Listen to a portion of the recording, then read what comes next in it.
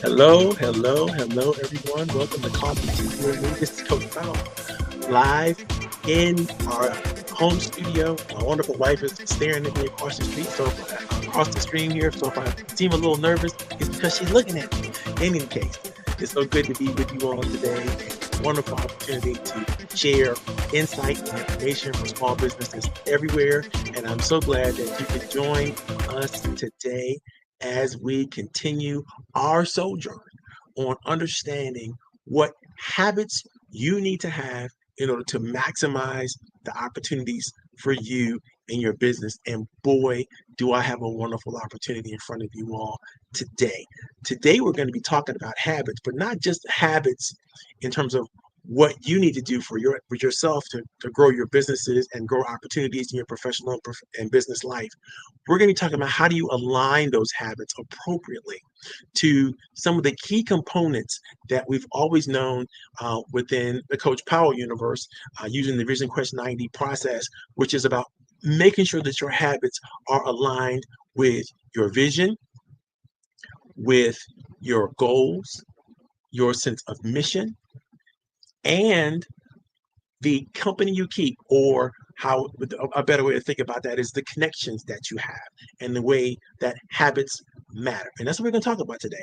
Habits matter.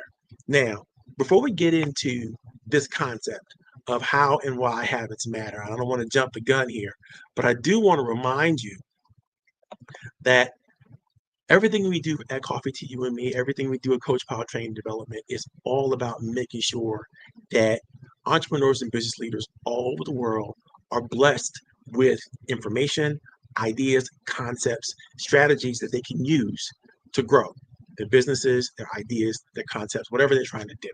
And we do this without holding back any information or holding back any opportunities. We provide the tools, we provide the access, we provide the information. All of this is done because of our sponsors and the people that are supporting not just Coach Powell, but this effort.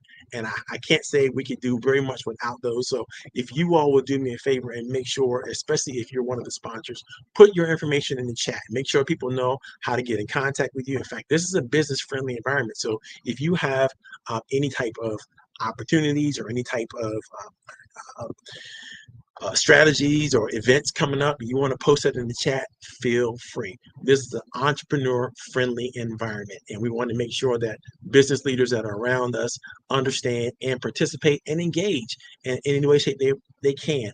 And in fact, if you have questions that you want to put in the chat, go ahead and put the questions in the chat, whether it's about a topic that we're talking about today or a business topic in general that you're interested in. We may not be able to answer questions during the space that we have here, the time we have here together. But for sure, we will get to the answers to those questions at some point in the future, either virtually or during another show or in the future. And I will make sure I remember the people who answer the question and all that kind of good stuff. So I want to get back to today's topic, which is about habits and how habits actually matter.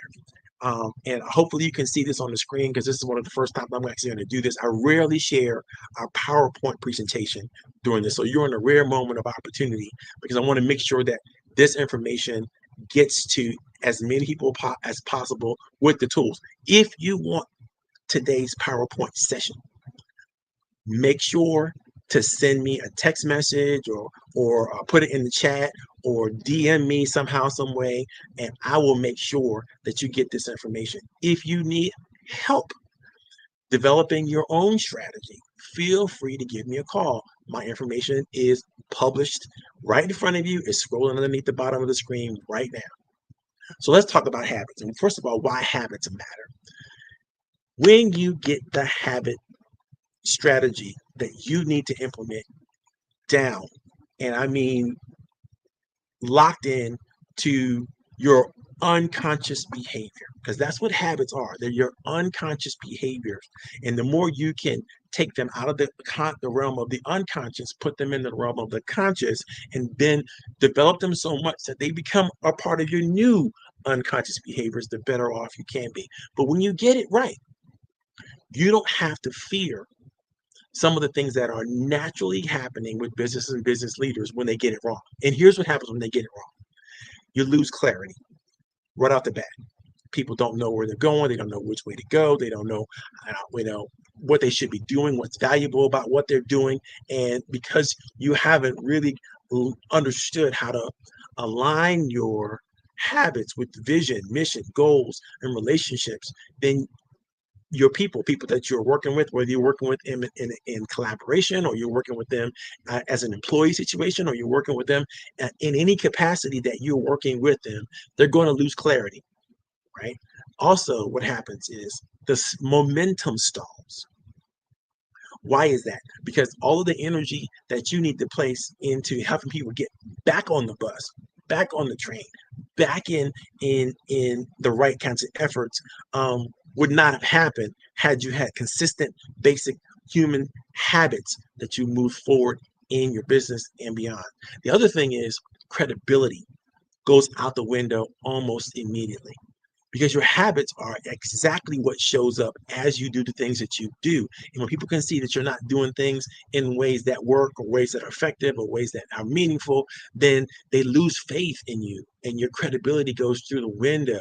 So think about this now. If you have investors who see you engaging in bad habits, or if you have referral sources to see you engaging in bad habits, if you have people who need to have a high level of respect for you because they're used to seeing you do things that they can hold in high regard, and they're used to seeing you do things they actually have something that you've done or said, has leveled up the level of expectation they have for you. If they catch you, slipping, so to speak, then all of a sudden now your credibility's gone out the window.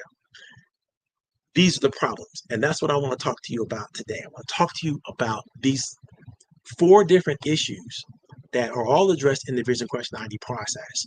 But when you have vision drift, all right, it is literally impossible for the people that you're working with to see a way forward. It's impossible for them to get an idea in their mind about where we're going and have that idea be a correct idea, right? So what you have to do are simple things like practicing vision exercises, where you share with people the vision that you have for where the team is supposed to go, or our team is going. And a great way to do that is to ask questions. When we arrive at the point where we're supposed to arrive at, because it's a sense of destiny, right? This vision thing. When we arrive at the place where we're supposed to arrive at, what we'll be able to be, do, and have that we can't right now. Because one way of measuring your pace towards getting into and getting towards the vision that you feel I call the destiny is pulling in the direction of that idea, that concept, is to measure something that's a little bit more tangible than I want to be the greatest coach that ever lived. And if that's my vision, and it's not, by the way, but if that's my vision, I have to have some way of measuring, the milestones. Who am I going to be when I arrive at that point where I'm the greatest coach ever? What am I going to be able to do that I can't do now? That's going to give me some tangible efforts, tangible evidence that I'm becoming the coach that I want to become, or I have arrived at the place where I want to arrive. What will I be able to do, be, do, and have? These are questions that you can always ask, right? Another thing you can do is always have strategic check-ins, daily and weekly and quarterly. How are my activities and the actions that I'm participating on a regular, consistent basis aligned with the vision? How am I demonstrating, first to myself and then to anybody else, that I'm actually being and doing and achieving the things that I need to achieve on a regular, consistent basis that are moving the needle forward and helping me get the things that I need to get done, right? Am I losing momentum because I'm so busy fighting daily fires?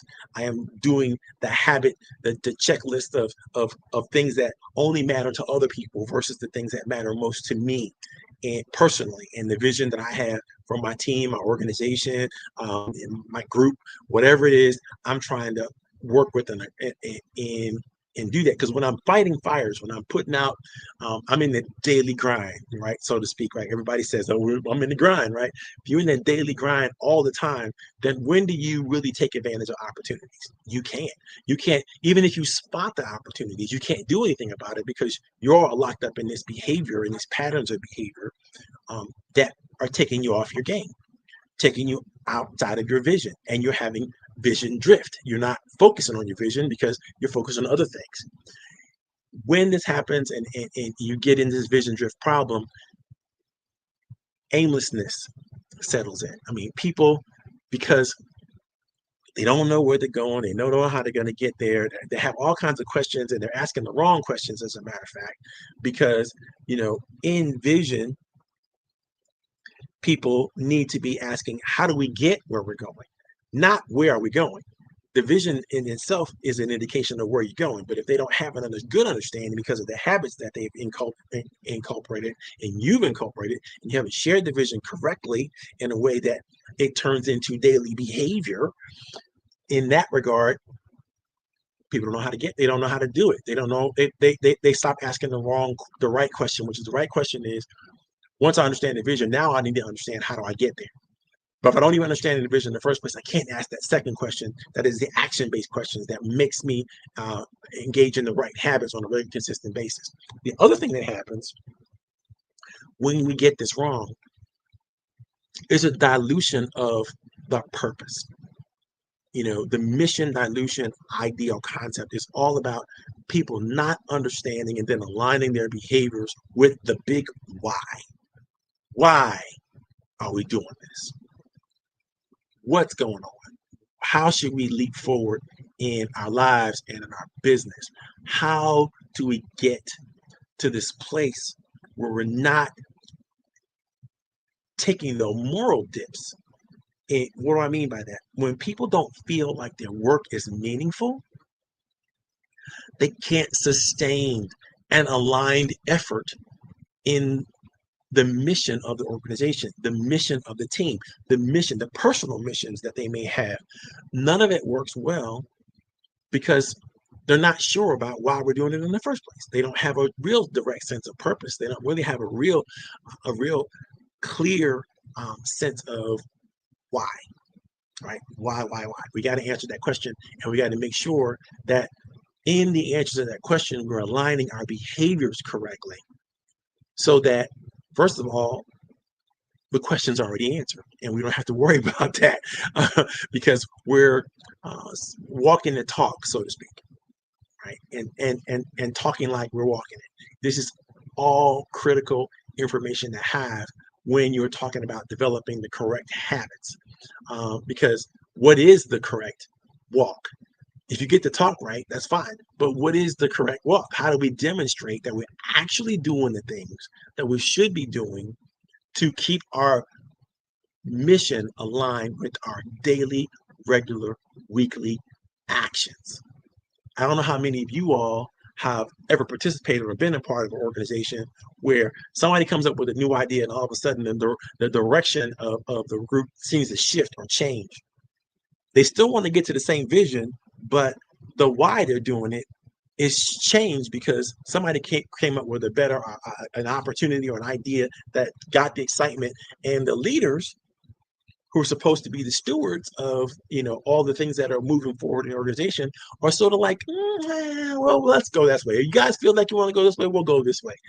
And that's not really an indication that there's good and meaningful, consistent behaviors happening in the organization, because until the next new thing comes along, they want to jump on that, right? So you want to make sure you don't have mission dilution. The other thing you want to make sure you don't have is goal confusion. Now, this happens when you don't have daily, weekly, monthly, quarterly tactical reviews and blocking time out to work on your tactical initiatives in a way that makes any sense. And what you don't want to have is your key initiatives run amok because you've never prioritized which actions on which objectives that we need to have at what time. And so because if the team's not getting together regularly, if the team's not focusing on the priorities as they need to be focused on the priorities, then what happens is, people are working on very different things in different places, and you're not going to be able to really achieve anything to celebrate in the first place, because you're achieving small bits of nothing over long periods of time. And that leads to tremendous setbacks and deadlines and tremendous disappointment in terms of the momentum. And that turns into general overall frustration. What you don't want to have is people who don't even understand what the goal is.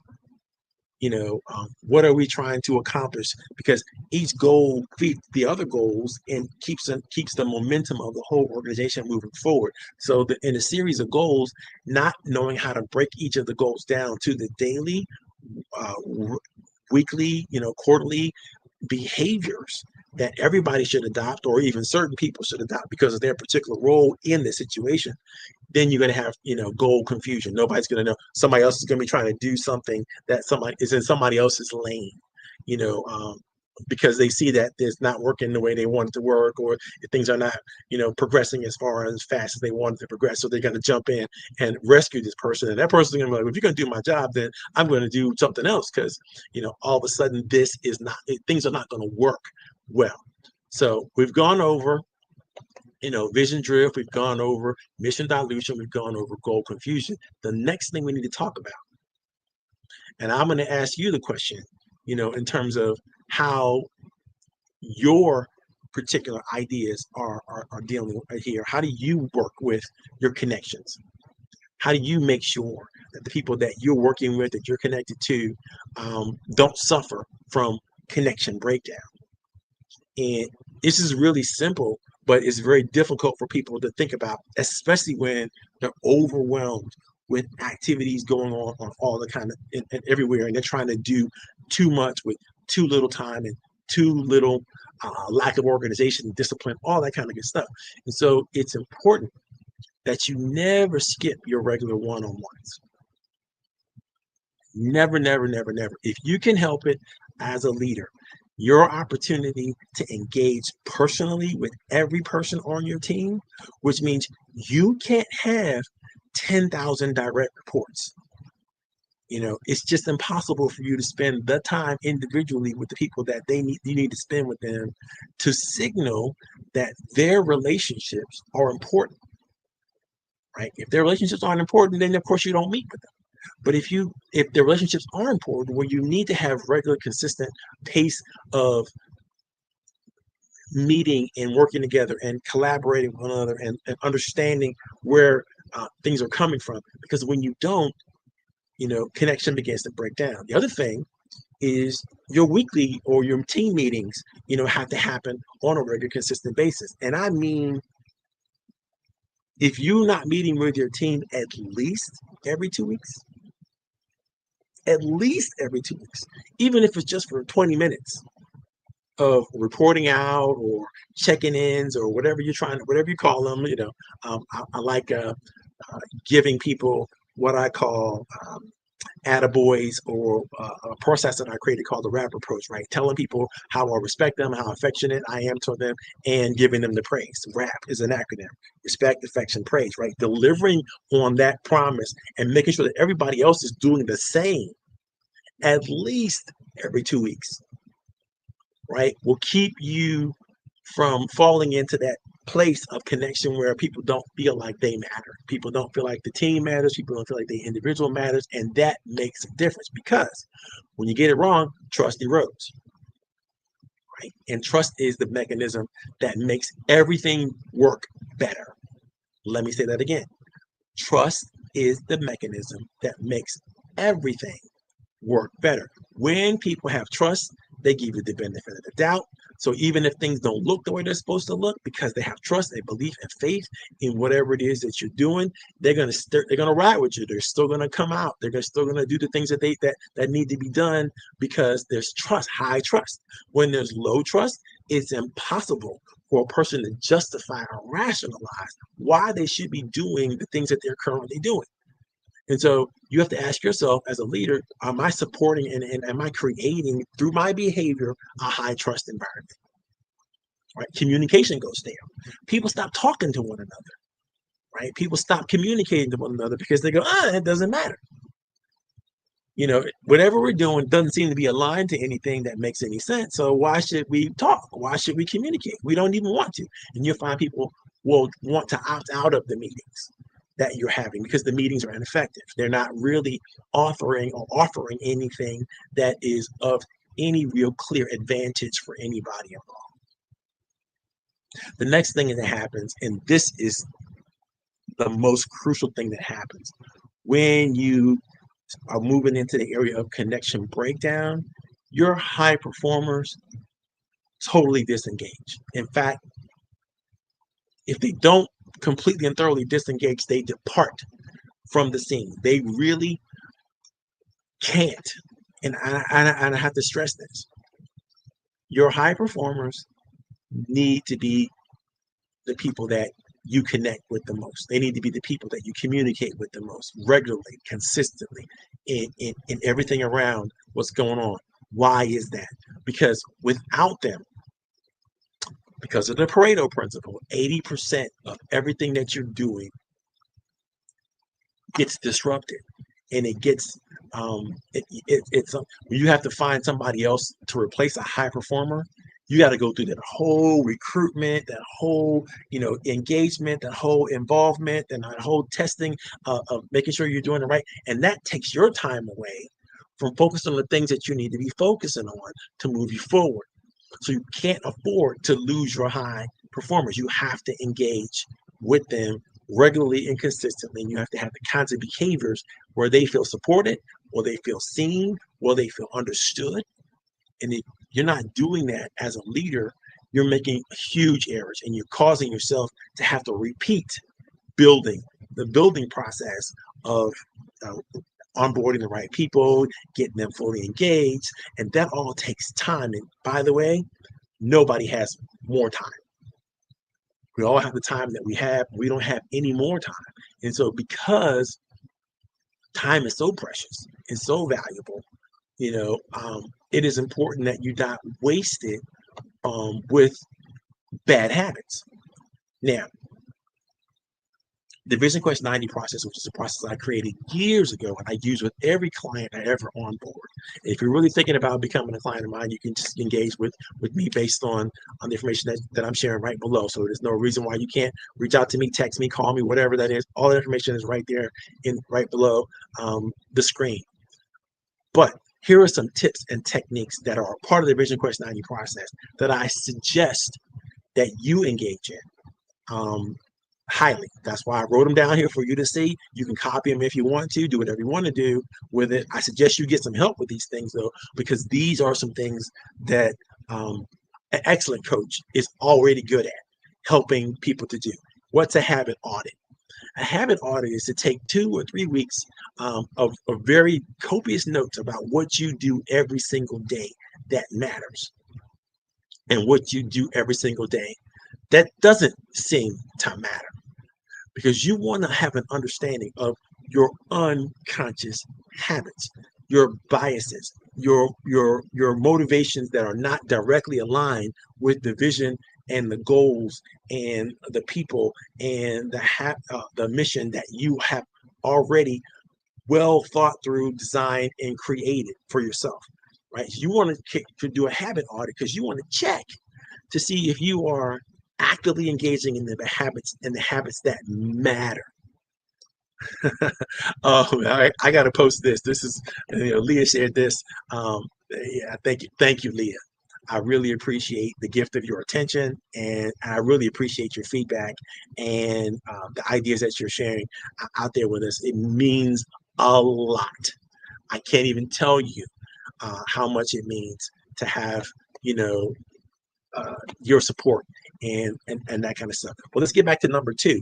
Here's another opportunity. You need to know how to do trigger-based habit designs. And what do we mean by trigger-based habit designs? Once you become consciously aware of the habits that you need to change or you need to adopt, you need to establish triggers that help you move those habits forward. So let's just say I know that, and we'll use like weight loss because that's pretty much an easy thing that most of us understand. We know that this is about calories. This is about calories in, calories burned, and how quickly are and moving our metabolism to the place where our bodies are just churning fat, eating up all the calories and stuff that we've consumed, and even finding the fat storages in our body and consuming those calories so that we come out with lean muscle. At the end of our weight loss journey, we're not talking about losing muscle, but we're talking about losing fat, right? Trying to get rid of that and either change that fat into muscle or have the muscles eat the fat up that is causing diabetes, high blood pressure, and so on and so forth. So what would be a trigger to help you measure or monitor your food intake, right?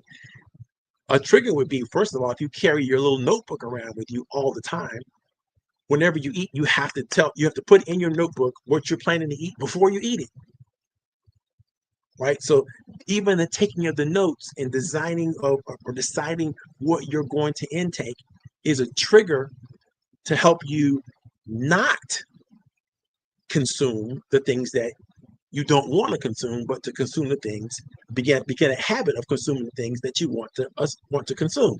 And now, when you've done this, sometimes 21 days, sometimes 40 days, sometimes 60 days, depending on what kind of distractions you have that keep you off your game, or how many environmental things happen that are outside of your control that keep you from being able to, accomplish whatever the trigger behavior is that helps you motivate the kinds of behaviors that you're trying to do, then you got a problem. That's why I love things like habit trackers, right? Habit trackers are great ways to trigger the appropriate habits. And then there's micro commitments. Micro commitments are things like, instead of making these big, huge commitments, like I'm going to lose 20 pounds over the next month, right? That's a big commitment. What are the micro commitments? The micro commitments is, I'm going to engage in this behavior. I'm going to drink 64 gallons of water. I'm going to get 10 hours of rest. I'm going to control and only eat healthy, whole foods over a certain period of time. I'm going to, and again, these are things you can do every day. These are micro commitments, little tasks you can put on your task list. These are little habits you can check off on your habit tracker. These are things that you can do. In fact, I have a couple of habits that I have in my habit tracker. Every single day before I write down my task for the day, I'm looking at my habit tracker and I'm thinking, okay, today what I have to do, I have to pray today, I have to plan and review, I have to read for an hour, I have to work out, I have to plan and record on my meals, I have to do 15 minutes of cleaning somewhere in my life, I have to take my vitamins, I have to wake up early, 4:30 a.m. directly, right? And I have to floss my teeth. Those are my daily habits. And if I'm doing all my daily habits, I'm tracking them in my habit tracker, I'm showing up at my best in every moment that I can show up, without fear that I haven't done something that I should be doing for me, right? I'm taking care of my health. I'm taking care of my relationships. I'm taking care of, and something isn't in my habits for every single thing that I need to do to increase my neural processing, make sure I'm reading or I'm intaking content and information that's valuable every day, right? So these are micro commitments that you make to yourself. These are reflective. Now, also, by the way, if you're not in the habit of reflection, some people do it during their time of meditation. Some people do it during their time of prayer, when they're not just reflecting on what happened or what happened today, but they're also giving thanks for the wonderful things that did happen. They're really being mindful of the moments and the space. Some people, by the way, think about this. Some cultures and communities pray 5 times a day. 5 times a day, they're being reflective of what's happening in their universe and what's happening around them and what they want to have happen. Their learnings and leanings and yearnings are being recorded, reported, dealt with, acknowledged every single day. That's what we call reflective rhythm. Sometimes it's journaling, right? Having your gratitude journal. And even if it's just, I'm going to have a gratitude journal, I have a habit of writing in my gratitude journal every day. And as I'm reflecting on all the wonderful things that happened to me on my day. And so I spend time looking back on my day and go, okay, or something happens during the day. And then I become mindful. I got to make sure I put that in the gratitude journal when I'm going into my time of reflection at the end of my day. Right. And I review those sometimes in the beginning of the next day. I'll go, oh my, yesterday, this was an amazing day. I'm hoping to happen something like this will happen again today. And so I'm going to write down a task or something that I could do that would generate that same activity. So that's the reflective rhythm that I'm talking about. Finding ways to daily and weekly stay in reflective moments enough to appreciate the wonderful things that are happening to you and the wonderful things that are happening around you, the wonderful people that you're meeting and engaging with, and the opportunities, the ideas that are coming to your mind, all that kind of good stuff. Again, I tell you right now, in my reflection moment, even last night, it was so exciting to me because I'm putting together a Labor Day sale. And it triggered me to start thinking about, hey, what is labor really all about? What is this labor movement really all about? And what is it that I can learn from just some quick research that I could do using my AI tools and so on and so forth right now that would get me up to speed on what the labor movement was all about historically and where it has gone and where it's coming. I got some exciting things I'm going to create now because I took that time of reflection. And then that inspired a whole new training program and processes that I'll be sharing with you all a little bit later. This can happen when you're taking that time of reflection. You can begin to innovate, and you can begin to strategize, and you can begin to think clearly about a new direction that you might want to go into for whatever reason. The next thing that you have to think about, and the VisionQuest 90 is great at bringing this out of every person that I get a chance to work with, we teach them how to tell stories. How to tell stories to themselves first and how to tell stories to others second.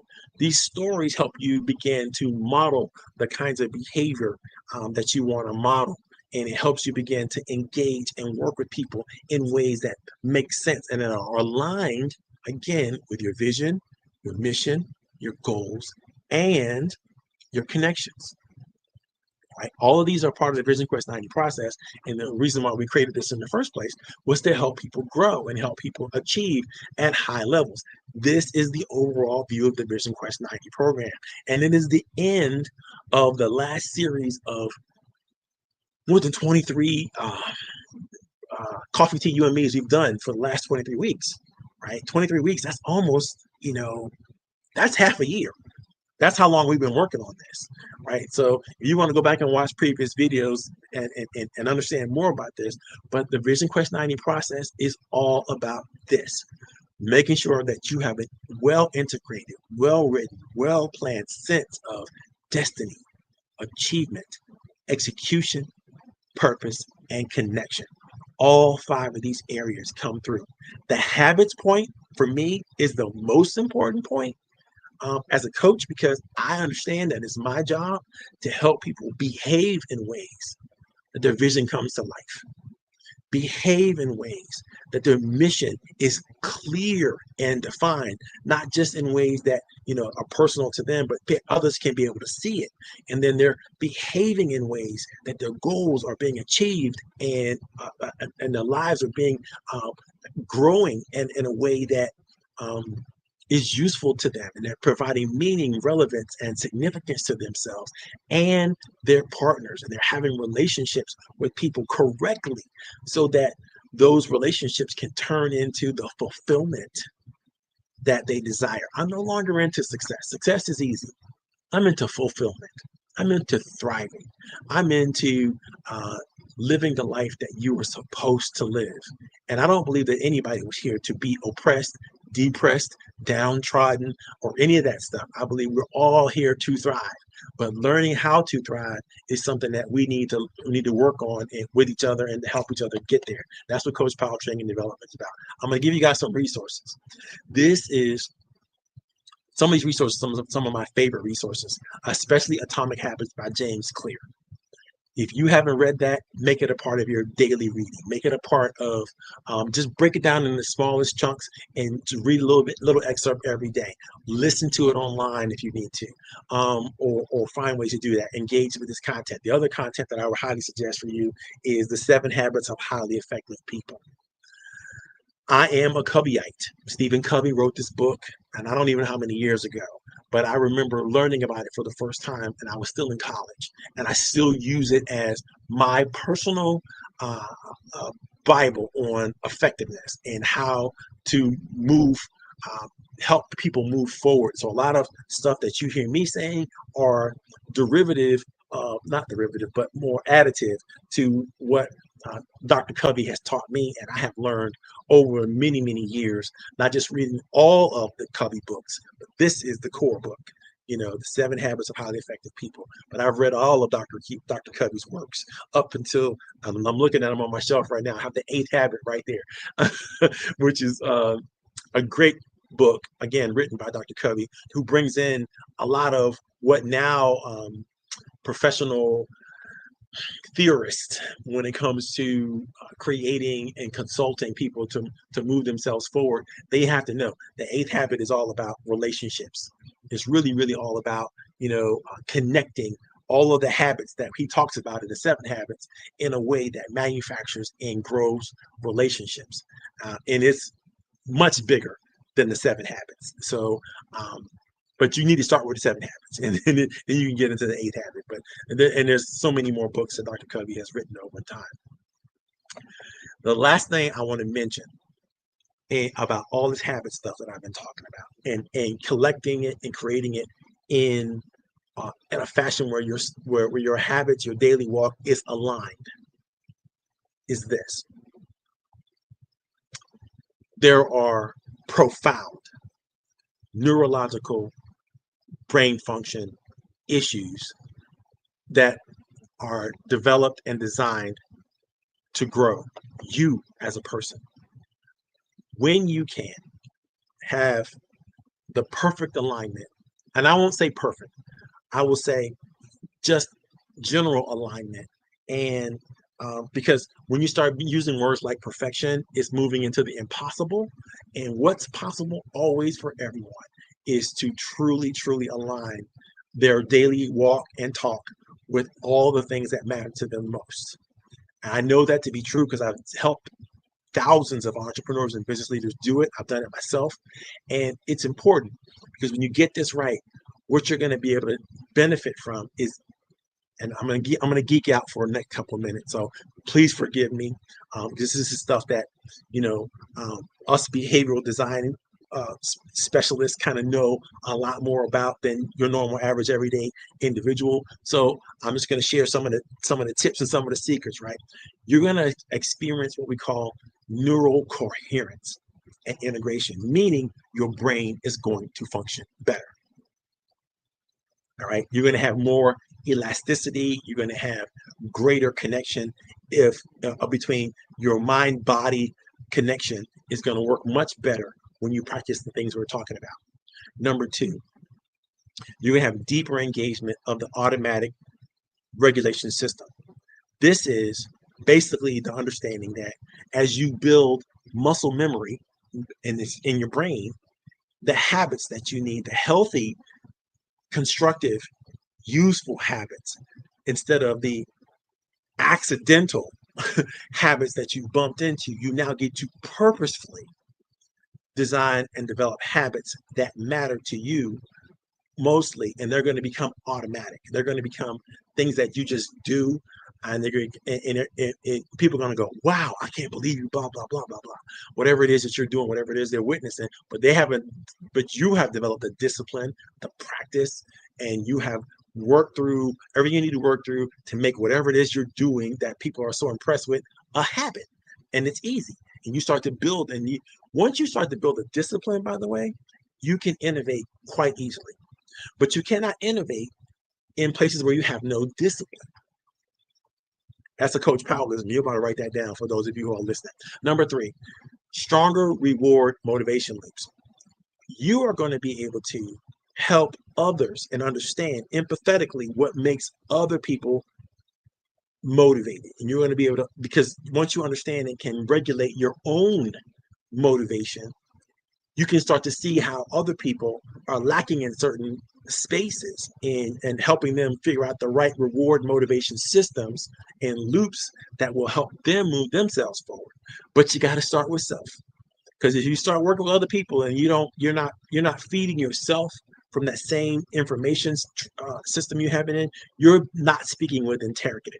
You're not acting with integrity. And the first person that's going to know that is you, which means you're neurologically, you're going to be falling behind because you're going to start to tell yourself you're not worthy, you can't do it, it's not important, and all these other things that are going to make it not going to help you develop healthy habits. In fact, they're going to help you develop bad habits or negative habits, which we don't want to do.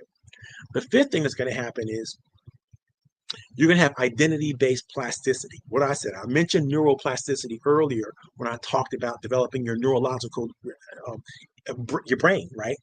But now we're talking about how is that connected to you as your thoughts about who you are, right? Your thoughts about yourself are going to grow. So if you're thinking, oh my God, I'm not worthy, a lot of people suffer from psychological issues related to feeling a sense of belonging in places where they're the only one who looks like they look, or they're the only person who is of this, there's a word I'm looking for, but it's not helping. I'm not thinking about it right now. If you guys are out there and you understand what I'm talking about, when you don't feel like you belong to something, what is that? There's a syndrome associated with that. I can't remember because I got too much going on in my own head right now. But you're going to improve your social bonding via oxytocin. This is the thing. Your brain is actually connected with others that you connect to. And what happens in that connection is you begin to mirror the behaviors of those that you are around in significant ways all the time, and vice versa. Their behavior affects your behavior, and your behavior affects their behavior. And in that process of social mirroring, what you experience is bonding. Now, the problem with that is if you don't understand this, if you're socially mirroring things that are negative and not good, imposter syndrome. I knew you would come through for me, Leah. I knew you would come through for me. That is exactly what I'm talking about. It was imposter syndrome. So back onto social bonding. When your brain is producing the kind of social bonding chemicals, it's called oxytocin. Oxytocin is called the love drug. And oxytocin makes you feel that this person is special and this person feels that I'm special. So therefore, we are something that's special, right? We're something special together. This connection we have is special. You want to achieve this kind of social bonding with people who are your investors, with people who are your suppliers, with people who are delivering referrals, your referral partners and positions there, with people who are your major clients, right? People who you are literally working with that matter most in terms of how your business functions, right? You need to have this kind of social bonding, not with people who are going to lead you to depression, anxiety, stress, and all those other things that are bad for your ability to continue to grow cognitively. All right. Okay, I said a mouthful today. What time is it? Okay, we're about 46 minutes in, and I haven't taken any questions, but if you guys have any questions about anything we've talked about or shared in the last 23 weeks, now is the time. If you have them, put them in the chat so I can see them and I can respond to them. I have to thank all of you all for coming out, for adding to the moment, especially my girl, Leah Garcia. I I swear to God, you rescue me when I need to be, and I need to have a rescue moment. And I knew you would come through with it. So thank you so very much for helping me today, as you always do. And I can depend on you. You're like a rock, and it's just wonderful. One of the best financial advisors that I've ever had a chance to engage with and participate with. If you guys need an insurance professional, you need to look at this one right here. She's out in California. She's a mover and a shaker, and she's somebody that, I can't say that I would feel comfortable advising or referring somebody who wasn't like Leah Garcia. So definitely look her up, definitely hook her up, connect with her, whatever you need to do. I'm gonna close out the session today, and I hope you all had a great time. I know I did. I don't normally do the slideshow kind of thing, and because I think sometimes,